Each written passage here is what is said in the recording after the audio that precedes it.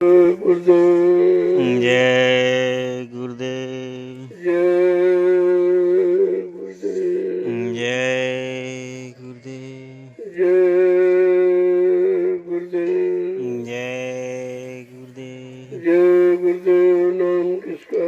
प्रभु का। जय गुरुदेव। नाम किसका? प्रभु का। जय गुरुदेव। नाम किसका? प्रभु का। प्रभु का प्यारा नाम। जय गुरुदेव। रात्रि परमात्मा संधान सेवा कर रहे सभी सत्संगी परमीजन ध्यान से सुने। सेवा और सत्संग इन दोनों का मेल है। बिना सत्संग के सेवा समझ में नहीं आती और बगैर सेवा के भजन नहीं बनता। ये दोनों चीजें जरूरी है। इसीलिए कलयुग में संत महापुरुषों ने इस परमार्थी सेवा का विशेष महत्व रखा है।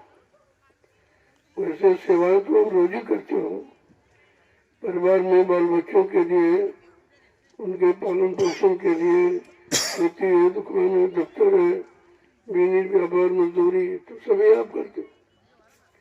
लेकिन अपनी जीवात्मा के लिए आपने कोई सेवा नहीं की, क्योंकि लोगों ने बताया नहीं आपको, या लोगों को इसकी जानकारी नहीं है कि जो जान अनजान में, भूल और भरम में, अज्ञानता, स्वार्थ, लोभ, लालच में जो कर्म बन जाते हैं वो बोझा होता है। इसी को कर्मों का बोझा कहते हैं। अब जैसे कर्म आपने किए, उन बुरे कर्मों का पर्दा सामने आता तो मन खराब हो जाता, बुद्धि का संतुलन बिगड़ जाता और चित्त भी अच्छा चिंतन करना बंद कर देता है। तो कितना बुरा प्रभाव है। तो जब संत कलयुग में पधारे तो उन्होंने ये रास्ता जीवों के लिए तय दिया कि इसको इससे कैसे मुक्त किया जाए, इसको इससे कैसे दूर रखा जाए और इसके मन बुद्धि चित्त को कैसे निर्मल पवित्र किया जाए ताकि ये भजन कर सके। गंदे मन से, गंदे तन से, गंदी बुद्धि, गंदे कर्म से कभी भजन नहीं होता। भजन न होने का, न बनने का कारण यही है कि आप अपने खान पान कर्मों पर विचार नहीं करते कि हमें कैसा खान पान करना चाहिए, कैसे लोगों को पास बैठना चाहिए, कैसे लोगों से संपर्क रखना चाहिए। इसका बड़ा प्रभाव पड़ता है।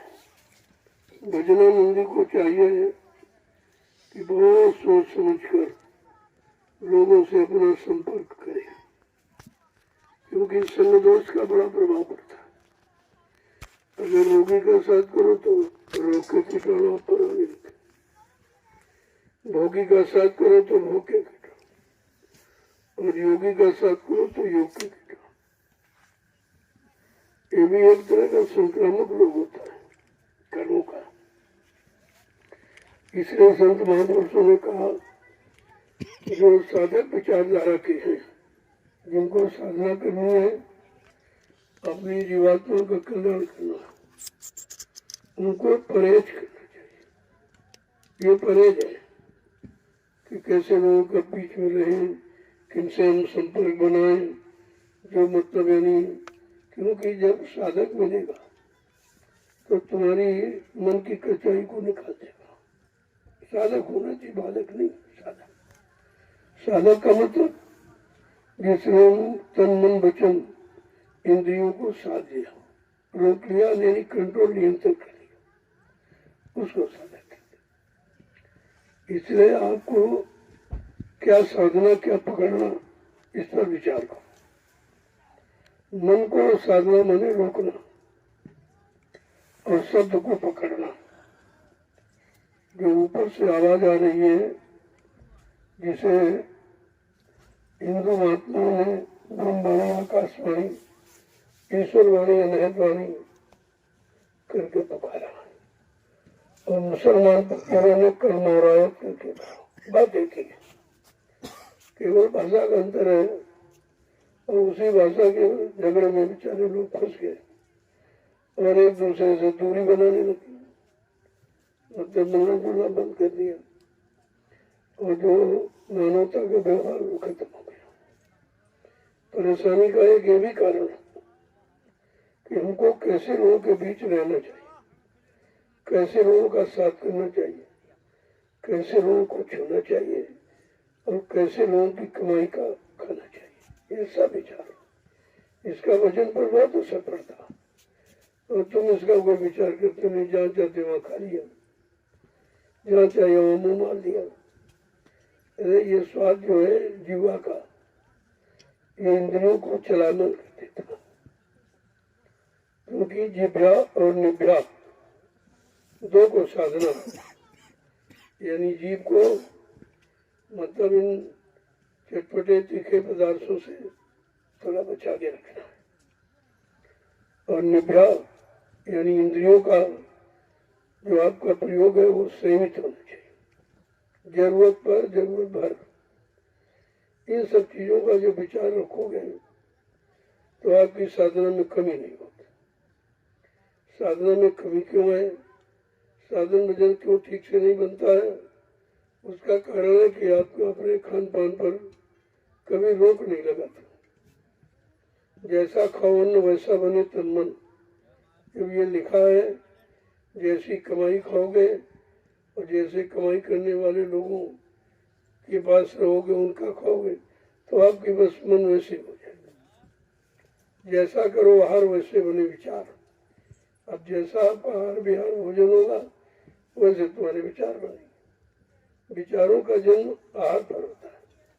आहार माने भोजन जो आप करते हो वो आपका शुद्ध है, शुद्ध नहीं अशुद्ध।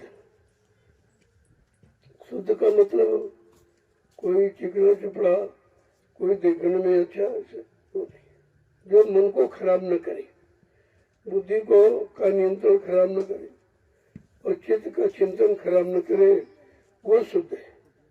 इसीलिए तो तुम भोजन करते हो स्वाद के लिए, लाभ के लिए नहीं करते, क्योंकि लाभ आपको मालूम नहीं। जो तुम्हारी जीभ के स्वाद को अच्छा, जीभ अच्छा बताए उसी को तुम अच्छा मान लिया।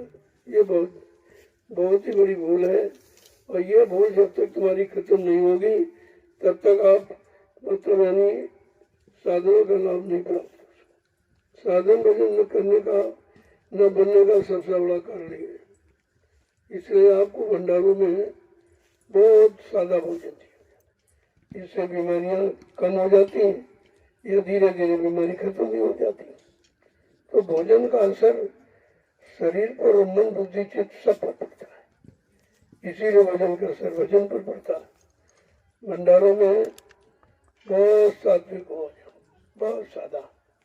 अब आप कभी कभी मनमानी करके बिगाड़ लेते हो, ये नहीं मालूम कि एक महीना अगर आपने सादा खाया और एक दिन फिर चटपटा तीखा खा लिया तो फिर आपका मन खराब हो गया, क्योंकि मन अभी ठीक नहीं है। जब ठीक हो जाए तब तो एक दो दिन का असर नहीं पड़ता, लेकिन अभी ठीक नहीं है। अभी तो आप बिगड़े हुए आए हो और अब भी बिगड़ने की कोशिश करते हो, क्योंकि जो यहाँ की चीज बताई जाती है आपकी समझ में नहीं आती। यहाँ का सादा भोजन, सादा आहार, जिसे शुद्ध शाकाहार कहते हैं, वो तो भी समझ में आपका आया नहीं है, क्योंकि शाकाहारी बनना बड़ा कठिन है। अभी तो बहुत मोटा मोटा आपको कहा जाए भाई मुर्गा नहीं खाना, मांस नहीं खाना, अंडे नहीं खाना और बुद्धि नशे का प्रयोग नहीं करना। पहले तो ये मोटा मोटा ठीक करे आप, फिर इसके बाद धीरे धीरे बारीक समझ में आए। बहुत मोटे बंधन चित्त के गुरु भक्ति से काट, और जीने बंधन चित्त के कठिन नाम प्रताप, दोनों की चीज। गुरु भक्ति से, गुरु आदेश पालन से ये मोटे मोटे जो बंधन है ये धीरे धीरे कम हो जाते हैं। और फिर जीने मोटे जब तक जाए नहीं, जीने कैसे जाए, ताकि सबको चाहिए नित्य गुरु भक्ति कमाए, नित्य गुरु भक्ति कमाए, यानी नित्य आदेश का पालन। जो भी आदेश आपको मिल जाए, वैसे आदेश तुम्हारी शक्ति के अनुसार ही दिया जाता है। ज्यादा खड़ा आदेश, ज्यादा त्याग संयम का आदेश आप पालन नहीं कर सकते। तो इसलिए बहुत हल्का फुल्का, बहुत सरल सहज आदेश आपको दिया जाता, जिससे सब सब प्रेमी कर सकते। जैसे आदेश तो आपको भजन का है, लेकिन भजन नहीं सब कर पा रहे। न तन साथ देता, न मन साथ देता, न बुद्धि साथ देती, न चित्त साथ देता, तो भजन कैसे होगा? तो कहा कि ये ऐसे तो कलयुग का जीव कर ही नहीं पाएगा। चलो भाई, इसके लिए कोई सरल तरीका निकाल दिया जाए। तब ये तरीका संत महापुरुषों ने परमार्थी सेवा का रखा कि ये सेवा सभी कर सके, छोटा बड़ा, गरीब अमीर, पढ़ा लिखा अनपढ़, हिंदू मुसलमान, स्त्री पुरुष, यानी सब कर सकते। लेकिन सब कर क्यों नहीं रहे? अभी इसका महत्व नहीं मालूम। इस परमार्थी सेवा का इनको महत्व नहीं मालूम, जानकारी है नहीं। ये तो समझते पता नहीं कहाँ के लोग, ये आ गए मजदूर आए मजदूरी कर रहे, इनको क्या मालूम कि कौन सी मजदूरी कर रहे हैं और कहाँ के लिए मजदूरी कर रहे हैं, और इस मजदूरी से कि पिछला किस कर्मों का विभाग कैसे हो जाएगा। ये जो कर्म कर जाना हो, इसका विभाग कैसे आप करोगे? तो इसके लिए सेवा रखेंगे। अब लोगों को ये पता ही नहीं है। जड़ पूजा में फंसे जीव बेचारी चेतन पूजा को जानते नहीं, उन्हें नहीं मालूम चेतन पूजा क्या, क्योंकि शरीर तो चेतन ही जड़ है, और शरीर से लगे हुए जितने सब जड़ है। केवल शरीर को चलाने वाली वो चेतन जीवात्मा है। तो शरीर को, जड़ शरीर को चेतन बना देती और जड़ शरीर से भी काम ले रही है। जो आप ये सेवा कर रहे हो, ये जीवात्मा के बल पर। अगर जीवात्मा निकल जाए, इस शरीर से सेवा नहीं कर सकते, कोई काम नहीं कर सकते। जो रोज करते रहो वो भी कोई काम नहीं, चाहे भूख का हो, चाहे मतलब यानी भूख का कोई भी हो, कोई काम हम नहीं कर सकते हो अगर जीवात्मा निकल जाए। कितनी बड़ी ऊर्जा, शक्ति, ताकत परमात्मा ने आपके अंदर जीवात्मा के रूप में प्रवेश किया है, और कहा इस जीवात्मा को बहुत संभाल के रखना, इसको मन के चंगुल में फंसने मत देना। अगर मन और तन और बुद्धि के चंगुल में फंस गए तो गए काम से आप। और यही लोगों ने 3 युगों से किया। मन के चक्कर में, तन के मतलब भूख के लिए आपने जो जो कर डाला, यही तुम्हारे फंसने का कारण बन गया। अब धीरे धीरे धीरे आपको उससे मुक्त किया जा रहा है। मुक्त करने का एक ही रास्ता है, ये परमार्थी शब्द। जो परमार्थी शब्द आपके लिए प्रयोग किया गया है, परमार्थी सेवा। परमार्थी सेवा में वो सेवाएं आती हैं जिस सेवा में आपको कोई स्वार्थ नहीं, कोई लोभ लालच नहीं है, कोई आपके अंदर ख्वाहिश, इच्छा, कोई मुराद, कोई तमन्ना, ये तो हमें है ही नहीं। उसको कहते हैं परमार्थी सेवा। ये तो बहुत बिरले लोग ही समझ पा रहे।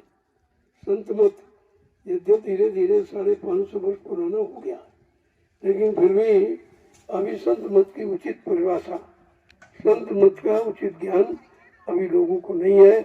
जब तक संतों की संगत में नहीं आओगे, संतों के आदेश को, संदेश को, उद्देश्य को नहीं समझोगे, तब तक तो आप इस मन में कुछ नहीं आएगा। इसलिए बहुत धीरे धीरे तुम्हारी हमारी कमजोरी के कारण संतों ने बहुत सरल रास्ता रखा कि भाई कलयुग का एक कमजोर जीव भोगी विलासी, शक्तिहीन है, बलहीन है, मतलब यानी बुद्धिहीन है, ये तो कुछ कर ही नहीं पाएगा।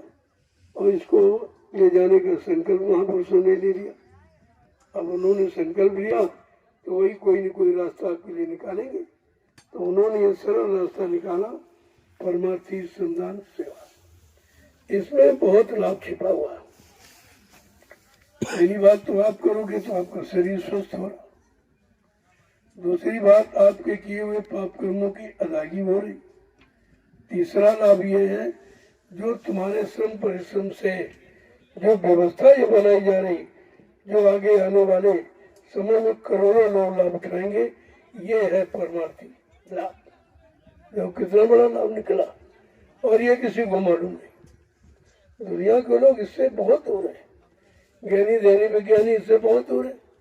जब ऋषि मुनि योगी महर्षि अवतारी शक्तियाँ ये सब दूर रहे, तो कलयुग का कमजोर गंदा जीव बेचारा कैसे समझ पाएगा। तो ये कलयुगी जीवों के लिए संत महापुरुषों ने दया करके ये व्यवस्था आपके सामने ला के खड़ी की। और ये कहीं नहीं, तुम हिंदुस्तान या विश्व में कहीं चले जाओ, चाहे कोई धार्मिक हो, चाहे राजनीतिक हो, चाहे भौतिक हो, चाहे आध्यात्मिक हो, आपको ये सेवा कहीं मिलेगी नहीं, कोई नहीं करता। और तुम्हारी तो खासियत है कि तुम रात में करते हो, ये तो और नहीं कोई कर सकता। ऐसा संत महापुरुष रास्ता निकालते हैं, लोग शंका में फंस के रह जाते। अब वो तो कहते देखो कैसे लोग रात में कर रहे, उन्हें क्या मालूम। अरे रात दिन जब दोनों जोड़े जाएंगे तब तुम्हारे कितने जन्मों का कर्जा अदा हो पाएगा। रात की सेवा, दिन की सेवा, और रात की सेवा से दोनों लाभ आपको, दोनों कर्मों की अदायगी हो जाएगी। इसलिए क्योंकि समय थोड़ा रह गया, आपकी बचपन चला गया, जवानी चली गई और बुढ़ापा आ गया। अब कितने दिन का साथ रह गया शरीर से, इंद्रियों के भोगों से, परिवार से, बाल बच्चों से, आप कितने दिनों का साथ आप करें, ये विचार करना चाहिए। समय कम है, मंजिल दूर है, तो इसलिए जब समय कम है, मंजिल दूर है, तो आपको अपनी चाल रफ्तार बढ़ानी पड़ेगी, तभी तो कवर कर पाएंगे आप। मंजिल की दूरी को तभी पूरा कर पाएंगे जब चाल को बढ़ाएंगे, या व्यवस्था बढ़ाई जाए, या कर्मों के हिसाब को बढ़ाया जाए। कौन से कर्मों को शामिल कर दिया जाए तो मतलब जल्दी काम हो जाए, क्योंकि समय निकल गया, सब भूल भरम में आपका चला गया। तो इसलिए कलयुग में जब संत पधारे तो उन्होंने ये सरल रास्ता हम सब गंदे कमजोर जीवों के लिए रखा है। क्या कहा? सत्संग सुनो, सेवा करो और भजन करो। पहले तो सत्संग सुनो, फिर कहा नहीं सत्संग करो। सुनो करने के लिए, पाने के लिए, चलने के लिए, मंजिल पर पहुंचने के लिए। जब करोगे तभी पहुंचोगे। अगर किताब लेकर पढ़ते ही नहीं तो क्या मंजिल तय हो जाएगी। किताब पढ़ते सुनाते रहो, सुनते रहो, तो क्या किसी कर्म की अदायगी हो जाएगी? कुछ नहीं होगा। इसलिए संत मत में पढ़ना लिखना कहते चातुरी, ये तो काम सहल, लेकिन काम दहन मन बसकरन, यही काम मुश्किल। पढ़ना लिख तो सरल से भी कर देगी, लेकिन कठिन क्या है? काम दहन मन बसकरन, यही काम मुश्किल। ये और संत मत में यही प्रधान है। जब तक काम अग्नि यानी बुझेगी नहीं, तब तक तुम्हारे विवेक को और तुम्हारे संयम को जलाती रहेगी, नष्ट करती रहेगी। इसलिए जब सत्संग सुनोगे और गुनोगे और धुनोगे, तब तुम्हारी समझ में आएगा इसका मतलब क्या है। आखिरकार संतों ने कलयुग में सत्संग का आधार क्यों रखा? अन्य युगों में तो कथा वार्ता सुनाई जाती थी, लेकिन कलयुग में सत्संग रखा संतों ने, क्योंकि सुनाने और सुनने से कोई काम नहीं बनेगा। अगर आप सुनते रहते सेवा होती तो आप कर नहीं सकते। जब सुनना सुनाना बंद कर दिया और करनी में लग गए, तब लाभ आपके सामने आके खड़ा हो गया। लाभ पाने के लिए तुम्हें करनी में उतरना होगा और सुनना पढ़ना पढ़ाना इसको समाप्त करना होगा। इसलिए कहा अब सुनने सुनाने का काम बंद करो, इससे कुछ होगा नहीं। अगर आप सुनते हो करने के लिए तब तो फिर सुनना ठीक है, और अगर वो सुनाता है कराने के लिए तभी ठीक है।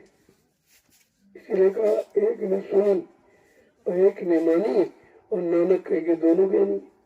दोनों ज्ञानी जब है जब वो करने के लिए सुनता है कि हमें करनी है, हमें अपने आप को बदलना है, अपने विचारों को बदलना है, अपने खान पान को शुद्ध करना है, अपने कर्मों को ठीक करना है, तब तो सुनना ठीक है।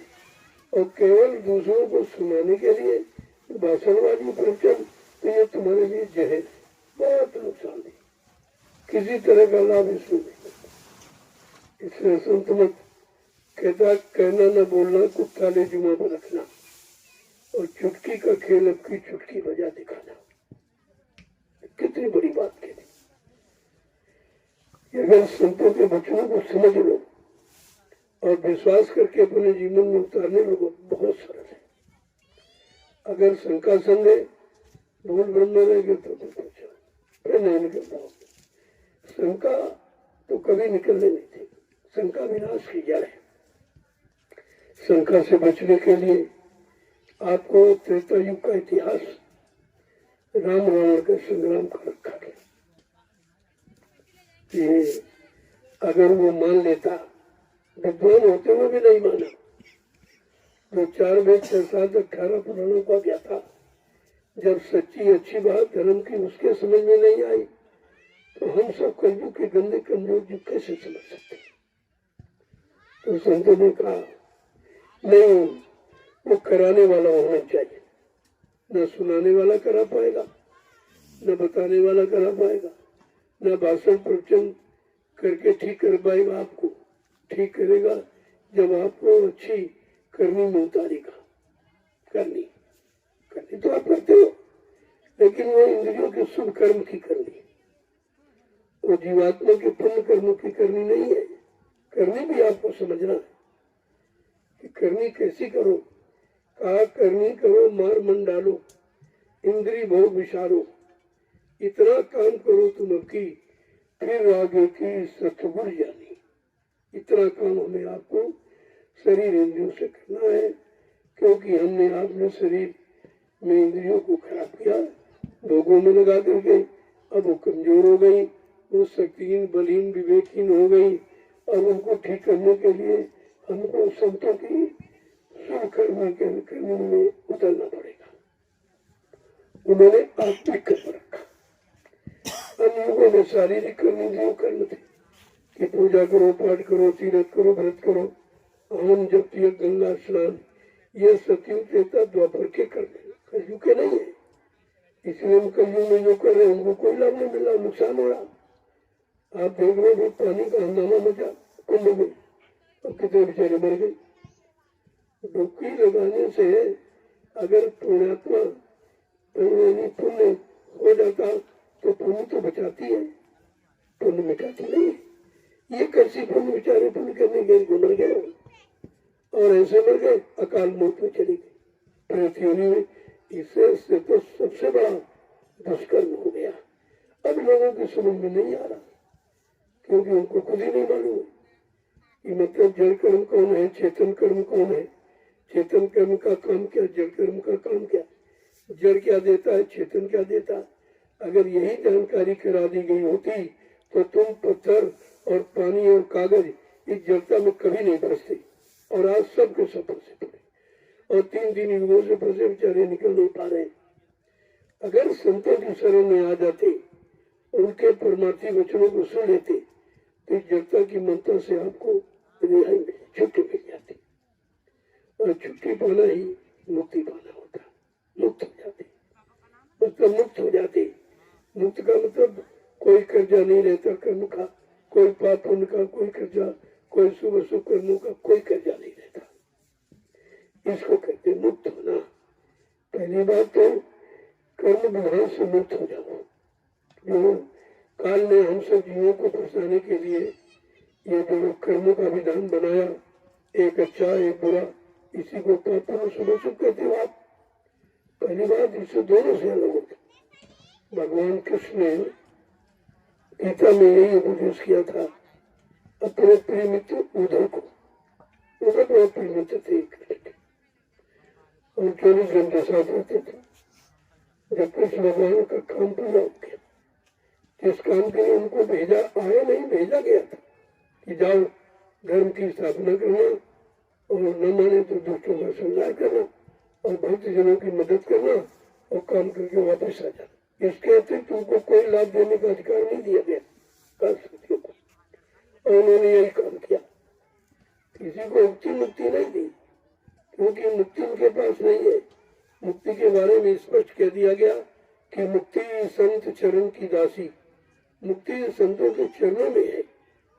और संत चरण किसी के समझ में नहीं आ रहे, ये संत चरण कहाँ है, संत चरण किसको कहते हैं, संत चरण का मतलब क्या है, ये तो जानकारी आपने ली नहीं, क्योंकि आप संतों की शरण में गए नहीं, उनके परमार्थी वचनों को आपने सुना नहीं, उनके वर्तमान हुक्म आदेश को आपने माना नहीं, जो जीवों के कल्याण के लिए किए जाते। जीवों का उद्धार कैसे होगा? तो पिछला आदेश कोई मानोगे उसे आपका नहीं, आपका भला नहीं, क्योंकि वो आदेश तुम्हारे लिए नहीं है, वो उस युग के जीवों के लिए था जो जीव उस समय मौजूद थे। आप तो उस समय थे नहीं, और थे होंगे तो आपको ज्ञान नहीं है। जीव तो बहुत पुराना ऐसा नहीं है, लेकिन आपको उसका ज्ञान नहीं। पिछले जन्मों का कोई ज्ञान आपके पास नहीं है कि हम क्या थे। हम पशुओं में थे कि पक्षियों में थे, कीड़े मकोड़ों में थे, कि बुरे कर्म पाप कर्म करके नाली के बदबूदार कीड़ों में हमारी जीवात्मा को भेजा गया था कि देखो पाप कर्म का कितना बुरा फल है। ये सब यही पर, इसके लिए कहीं कोई इमारत नहीं बनाई गई। आप जब तक जीवित रहोगे सारे कर्मों का भुगतान यही करना पड़ेगा। अगर जीवन खत्म हो गया और कर्म हमने ज्यादा खराब किए और उनका कोटा अगर बच गया तो दोबारा फिर आपको जन्म लेना पड़ेगा। यही पुनर्जन्म होता है। तो ये सब जानकारी आपको रखनी चाहिए। जब संदेश सुनोगे तभी तो आपकी बात क्या है।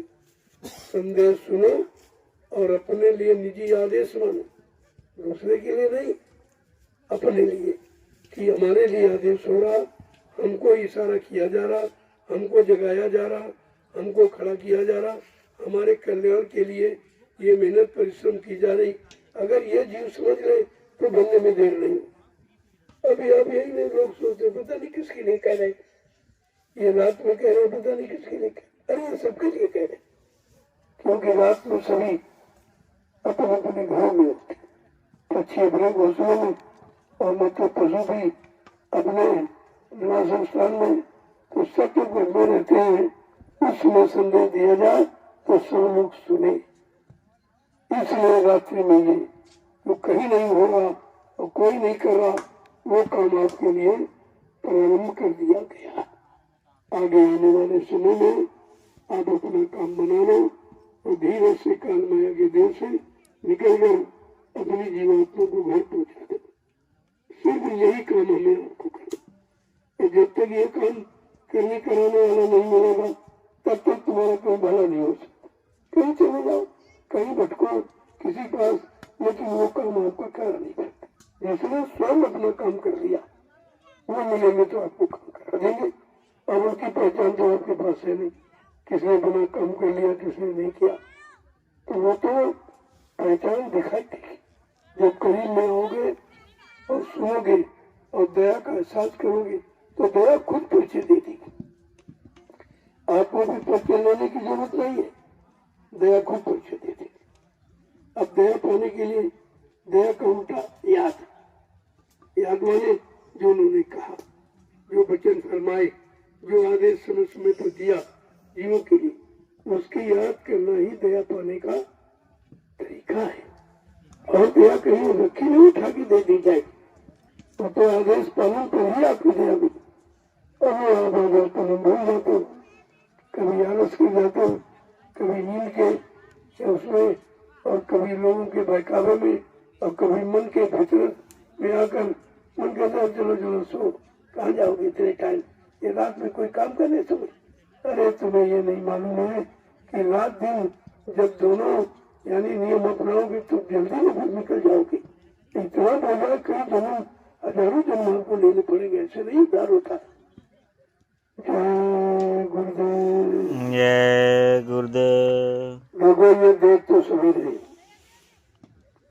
लेकिन समझ नहीं रहे और समझ के कर नहीं रहे। जब करेंगे नहीं तो पाएंगे कैसे, इसलिए सब सुनकर भी वंचित रह गए। आपको कितनी बार कहा गया सत्संगों के दौरान कि आध्यात्मिक संदेश को सुनने वाले तो बहुत करोड़ों, लेकिन लेने वाले अरे कहना कोई 1000-500, लेकर रखने वाले कहते 200-400, और रखकर उस पर लगातार चलकर अपनी मंजिल पर पहुंचने वाले कहते कोई बिरले ही। उन बिरलों की लिस्ट बनाई जा रही है जो आपको रात और दिन जो परमार्थी संधान सेवा के लिए जो बुलाया गया है और लगाया गया है, ये उन्हीं जीवों की छटनी होगी कि कौन विश्वास करता है, कौन इस परमार्थी संधान सेवा, ये आध्यात्मिक कर्म करके कौन अपने अनंत जन्मों के पापों को बोझा जो शरीर पर लादा वो कैसे उतरेगा। तो कहा कोई बिरला ही समझेगा। कौन समझेगा? समझेगा कोई संत सिपाही जो द्वार तुम्हारे आया, जो तुम्हारे दरवाजे पर आ गया और विश्वास कर दिया और आदेश को अपने पर लागू कर रहा कि नहीं नहीं मेरे देव, हर इशारे कर रहा मेरे देव, हर वचन हमको जगाने के लिए हो रहा। जब तुम अपने आप पर लागू करोगे तो दूसरे की तरफ देखना बंद हो जाएगा। जैसे दूसरी तरफ देखना बंद हुआ वैसे आपके बनने की शुरुआत हो जाएगी।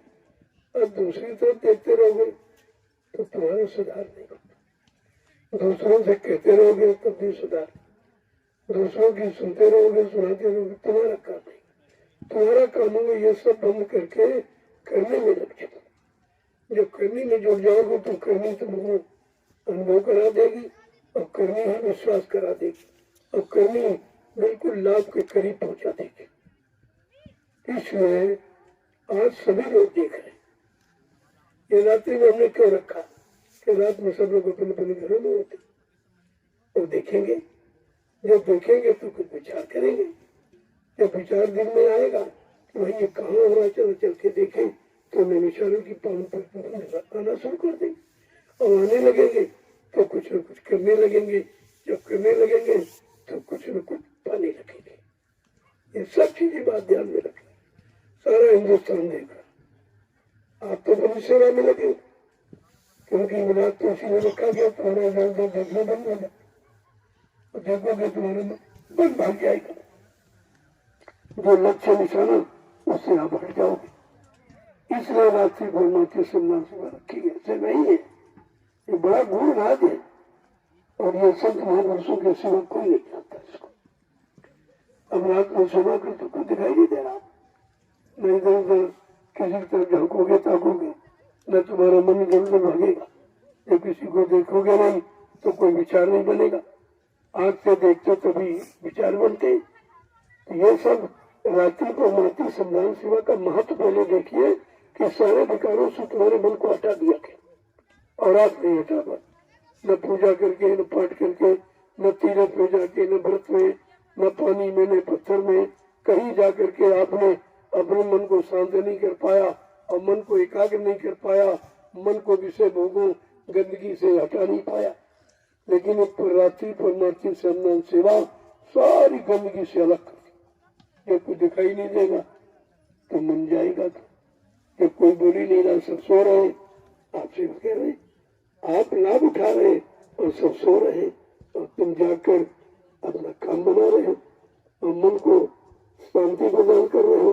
जबकि मन न पंडा पुजारियों का शांत हुआ, न तीरथ भूख में रहने वाले, न पानी में डुबकी लगाने वाले, न मतलब यानी पत्थर और कागज की पूजा करने वाले, किसी ने मन को शांत नहीं कर पाया। अगर परमार्थी सम्मान सेवा रात्रि सबके मन को शांत कर रही है। आप खुद ही अनुभव कर रहे हो, तुम्हारा मन कहीं नहीं जा रहा क्योंकि दिखाई नहीं देता। कुछ कोई सुनाने वाला नहीं है। किसी की निंदा आलोचना बुराई में आपका मन नहीं जाएगा। केवल एक निशाना है कि परमार्थी सेवा करनी है। एक भरोसा, एक बल, एक आस विश्वास, केवल आपका निशाना ये रह गया। इसलिए रात्रि परमार्थी सम्मान सेवा का महत्व सर्वोपरि है। लेकिन वो संतों के कोई वर्तमानी पुराने जीव, कोई नजदीकी, कोई हासिल करने वाले वो तो समझ पाएंगे और बाकी देखते ताकते और हंसते रह जाएंगे और कुछ नहीं कर पाएंगे। जय गुरुदेव। जय गुरुदेव। आपको रियाज में दिनों से बात इसमें उपस्थिति कम है, वो तो आपकी इच्छा पर है। कोई करोगे तो पाओगे, नहीं करोगे तो नहीं मिलेगा। यह संत मत उधार सौदा नहीं रखता। जितना करोगे उतना पाओगे। दिन में किया तो दिन का लाभ पा गया और रात्रि में करोगे तो रात्रि का लाभ आपके पास डबल लाभ हो जाएगा। अब आप नहीं सुने कि हम दिन में किया, दिन में थक गए। अरे दिन में और रात में ये दोनों कर्म थकावट दूर करने गए हैं और सारे बुरे कर्मों की थकावट को हटाने वाले हैं, सारे बुरे कर्मों की गंदगी को मन से निकालने वाले हैं। वो नहीं है क्या? तो तुम इस पर विचार क्यों करते हो? मन क्यों दौड़ाते हो? जितना बन सके उतना करो। तुम्हारे लिए छूट है, कोई ज्यादा नहीं कहा जाता कि जितना कर सकते हो उतना करो, लेकिन करो, लगे रहोगे धीरे धीरे बोझ कम हो जाएगा।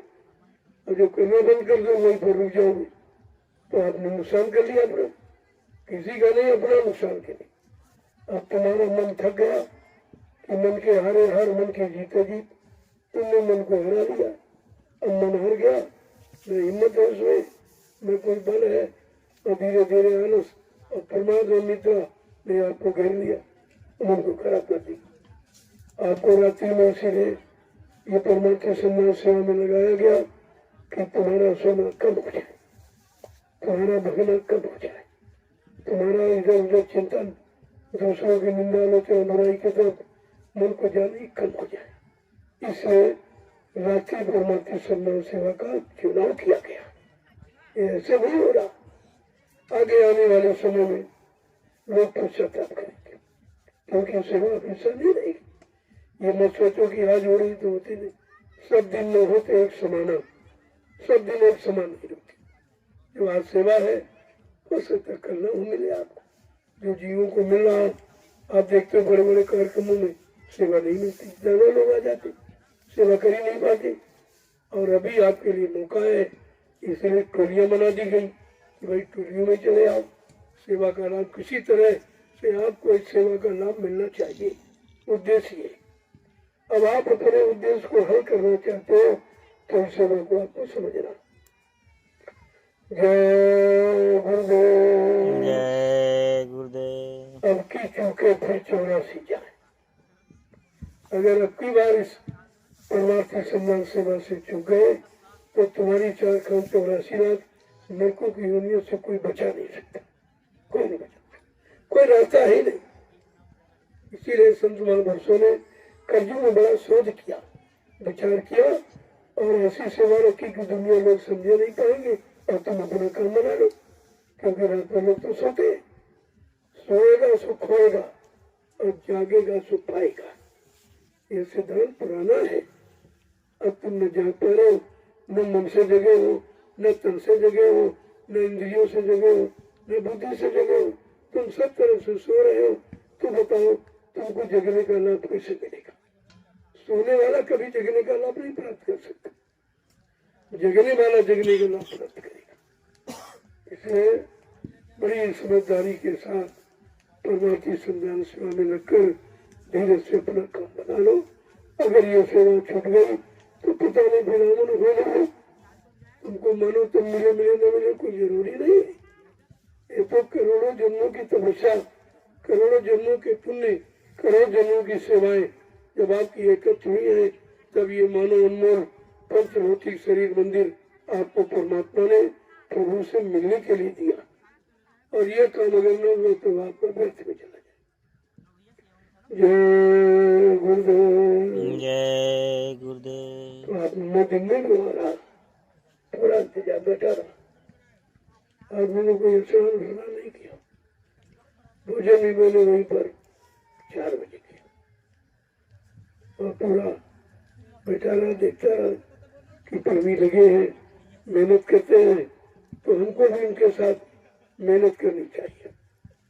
तो मैं भी जो मेहनत आपके साथ करता हूँ बैठा रहा और अभी शाम को आया और कहा चलो ये दिन का प्रसाद है और रात्रि का प्रसाद वहाँ ले लेना। अगर डबल ड्यूटी आप कर रहे हो तो डबल लाभ मिलना चाहिए, ये तो सिद्धांत है। तो ये सब उसके लिए कहा था कि चलो मैं भी आ गया और संदेश भी हमको मिल गया। ये संदेश पहले कभी नहीं सुना था।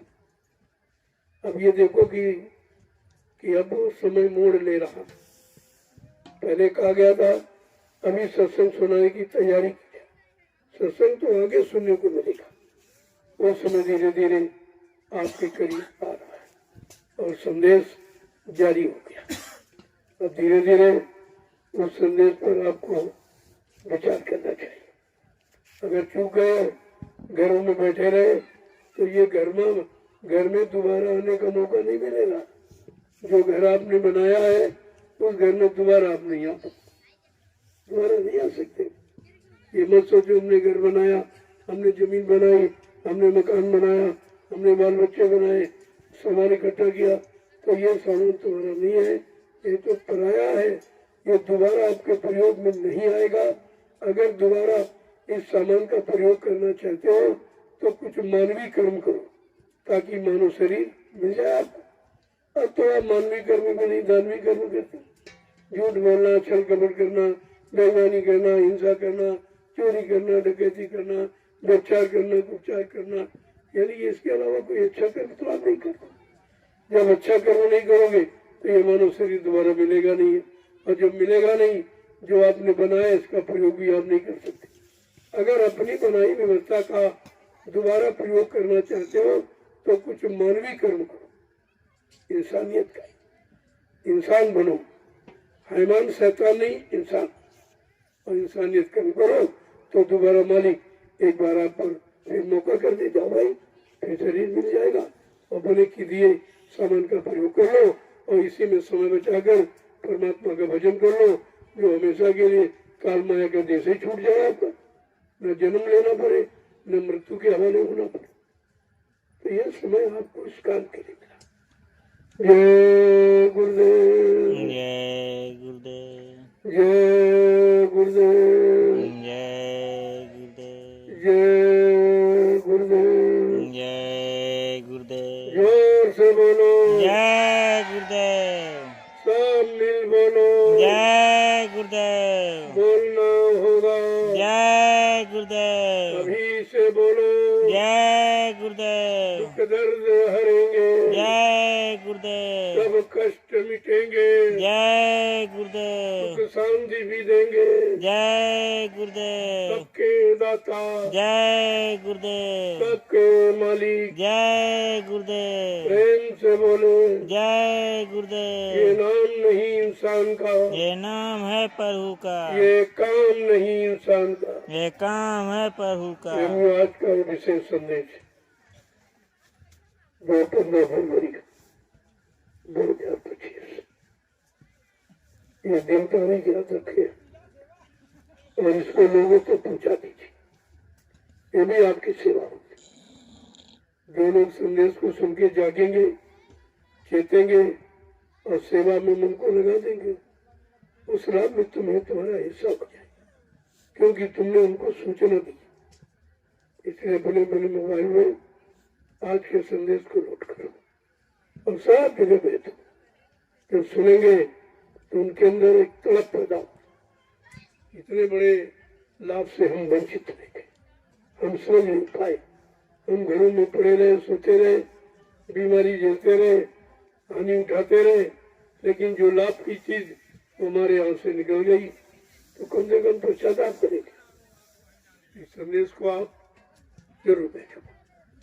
जय गुरुदेव, जय गुरुदेव, और प्रेमियों को चाहिए हमेशा कान इधर तरफ लगा के रखो कि पता नहीं मालिक की कब मौज हो जाए और कौन से भजन, कौन सी धारा उनकी तरफ से प्रवाहित हो जाए जो हम सब जीवों को लाभ देने लगे।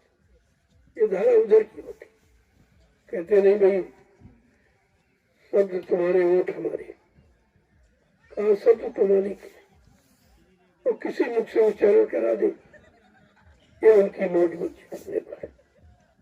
सब घट भीतर साइया सुनी से जन कोय, वह घट धन सराय हो या घट प्रगट। कहा सब घट में मालिक अंश जीवात्मा मौजूद है, लेकिन वो घट धन्य है जिस घट से समय के मालिक का संदेश प्रसारित होता है, वो घट धन्य होता है। ये तो अब धीरे धीरे आपकी समझ में आ जाए। यह संदेश कहीं नहीं, तुम हिंदुस्तान नहीं विश्व में कहीं चले जाओ तो आज ये संदेश आपको मिला है, आत्म कल्याणकारी और जीवों को जगाने का। ये संदेश कहीं नहीं, कहीं कहीं संदेश है ही नहीं। वहां तो केवल अधाधुन दरबार है, भेड़िया दसान, एक भेड़ गिर गई मर गई, दूसरी गई मर गई, तीसरी किसी ने विचार नहीं किया अरे भाई एक मर गई तो हमको ऐसी जगह नहीं जाना चाहिए, जहाँ मृत्यु है वहां नहीं जाना चाहिए। लेकिन बेचारों को मौत का भी डर नहीं, वो जानते नहीं मौत का, मौत तुम्हारा 24 घंटे इंतजार कर रही है, वो तो तुम्हारा इंतजार कर रही है कि कितनी जल्दी ऐसे कर्म करो बुरे और फट से तुम्हारी मौत हो जाओ, हमारे हवाले हो जाओ। यही बात तो समझनी चाहिए। जय गुरुदेव। जय गुरुदेव। अब आप लोग 10 दुनिया सिर्फ 10, क्योंकि आपने दिन में मेहनत की मैं जानता हूँ।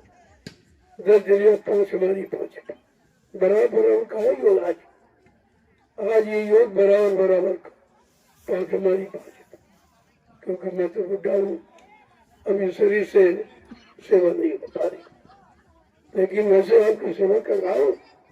ये बच्चों की सेवा भी कहीं नहीं मिलेगी, जो तुमको बचाने वाले हैं, अच्छे रास्ते पर चलाने वाले हैं और अच्छा कर्म बनाने वाले, ये भी कहीं आपको नहीं मिलेंगे। तो 10 गलिया गिनती किया, ये वरदान है, ये प्रसाद तो ये है 10 गलिया का, ये महाप्रसाद, इसको थोड़े समझिए। जय गुरुदेव। जय गुरुदेव। गलियों का लाभ इसे नहीं बोलना चाहिए, एक गलियों के नाम एक माला के बराबर, तो आपका सुमरन हो रहा, ये क्यों सो तुम सुमरन नहीं करते? सुमरन तो नाम लेना, रूप को याद करना, इसी को तो सुमरन कहते। तो सुमरन आपको एक गलिया और एक माला स्वीकार होती है, इतना बड़ा लाभ संतों के सिवा कोई दे नहीं सकता। ये उनकी मौत पर निर्भर, उनकी दया पर, कब कैसी उनकी दया हम सब गंदे कमजोर भोगी बरसी जीवों पर हो जाए, तो उनकी मौज है। तो इसका भी लाभ आप उठा लीजिए जल्दी से। इस दलिया में अभियान पर लोग बड़ा ताजुब करते हैं कि दुनिया रोज बदल दी जाती, कभी 15 है, कभी 20 है, कभी 5 है, कभी 10 है। अब वो बेचारे क्या दें इस राज को नहीं क्या मालूम कि कितना बड़ा लाभ, कितनी छोटी सेवा। ये तो देने वाले पर है, वो क्यों दे रहा, क्या उसकी मर्जी है, तो उनकी मर्जी देने पर न हम दे सकते न आप दे सकते, देने वाला कोई और है, कहे कोई लाभ करैया कोई और है, वो करने वाला हमारे आपके बीच में, लेकिन हम उसे कभी पहचान नहीं पाते, हम समझ नहीं पाते, हम उनके बच्चों पर विश्वास नहीं कर पाते, हम उनके आदेश को प्रधान नहीं मान पाते, क्योंकि बाकी काम तो आप मुख्य मानते हो और जो मुख्य उसको गौड़ मानते हो। यही भूल है, यही मुख्य वो गौड़ है। संसार शरीर परिवार के जितने काम आप करते हो गौड़ है, मुख्य क्या है, यह जीवात्मा जगह परमात्मा से मिले, पाप कर्मों की अदायगी हो जाए, अनंत जन्मों का कूड़ा कचरा इस सिर पर लाते हो। अगर 10 जलिया आपने डाली तो कितने कूड़ा कचरा कर्मों का आधा हो जाएगा, यही बात समझिएगा।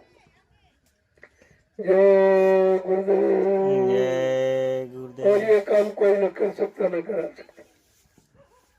कहीं चले जाओ, सेवा दो, रुपया दो, पैसा दो, सामान दो, सम्मान दो, ये तो सब नहीं मांगे, लेकिन तुमको कौन क्या दे रहा इस पर तुम विचार कर पाए अभी तक? कुछ नहीं। ये तुम्हारी अज्ञानता यही, और यही तुमको करना चाहिए, ये सीखना चाहिए कि भाई हमसे तो लाभ सभी ले रहे, लेकिन हमको कोई लाभ नहीं दे रहा। तो आपको तो सोचना चाहिए कितने बुद्धिहीन हैं, हम कितने अज्ञानी हैं कि दुनिया के लोग हमसे अपना लाभ ले रहे हैं और हम अपना कोई लाभ उनसे नहीं ले पा रहे। यही तो भूल है जीव की। इस मार्ग में लेना नहीं देना होता। हमारे यहाँ कुछ नहीं, मैं कुछ भी मांगा नहीं जाता। मैंने न लिख कर पहले कभी आपसे रुपये मांगा और सामान न आज मांगता, इसकी जरूरत नहीं। जो देने आया वो लेता नहीं। भिखारी कभी दे नहीं सकता और दाता कभी ले नहीं सकता। ये दोनों चीजें आपको याद रखनी चाहिए। और तुम जहाँ इसीलिए फंस गए हो, तुमने भिखारी को दाता मान लिया और वो तुम्ही से मांग रहा, सेवा दो, पैसा दो, मान दो, सामान दो, सम्मान दो, ये नहीं समझता है जो तुम्हें से मांग रहा उसके पास है और होता तो तुमसे क्यों मांगता। इतनी छोटी बात गुरु को बुलाने पर, गुरु के सत्संग वचनों को बुलाने पर और तुम भूल गए हो और उसका लाभ आज भी नहीं प्राप्त कर पा रहे, अब भी छुटकारा नहीं पा रहे आप। तुम तो सोचना चाहिए कि भिखारी देता नहीं लेता है और दाता लेकर नहीं देता है। तुम दाता भिखारी में अंतर नहीं समझ पाए और भटक गए हो और सब कुछ हो रहा है तुम्हारे, यानी तो हम लोग कोई भी समझ नहीं पा रहे हो और जो समझाने वाला बता रहा तो उसकी मान नहीं पा रहे। यही तुम्हारी सबसे बड़ी अज्ञानता है। जय गुरुदेव। जय